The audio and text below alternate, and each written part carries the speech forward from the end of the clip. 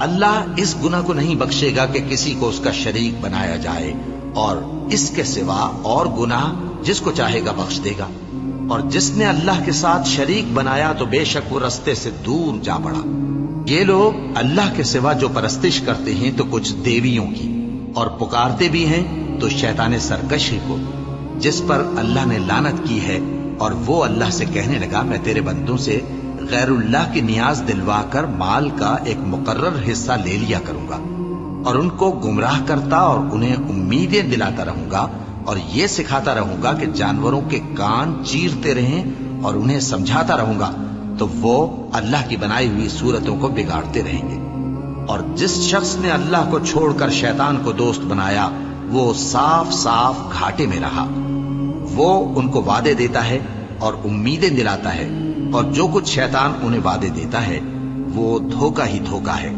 ऐसे लोगों का ठिकाना जहन्नम है, और वो वहां से कोई राह फिरार नहीं पा सकेंगे। और जो लोग ईमान लाए और नेक काम करते रहे, उनको हम बहिश्तों में दाखिल करेंगे, जिनके नीचे नहरें जारी हैं, वो हमेशा हमेशा उनमें रहेंगे। ये अल्लाह का सच्चा वादा है, और अल्लाह से ज्यादा बात का सच्चा कौन हो सकता है। मुसलमानों, नजात न तो तुम्हारी आरजुओं पर है और न अहले किताब की आरजुओं पर।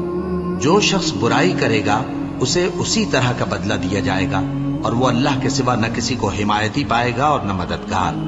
और जो नेक काम करेगा, मर्द हो या औरत, जबकि वो साहिब ईमान भी हो, तो ऐसे लोग बहिश्त में दाखिल होंगे, और उनकी तिल बराबर भी हक तलफी न की जाएगी।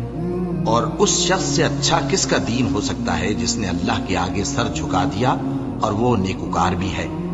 और इब्राहिम के दीन का पैरव है, जो यकसू यानी एक अल्लाह के हो रहे थे। और अल्लाह ने इब्राहिम को अपना दोस्त बनाया था। और आसमान और जमीन में जो कुछ है सब अल्लाह ही का है, और अल्लाह हर चीज का इहाता किए हुए है।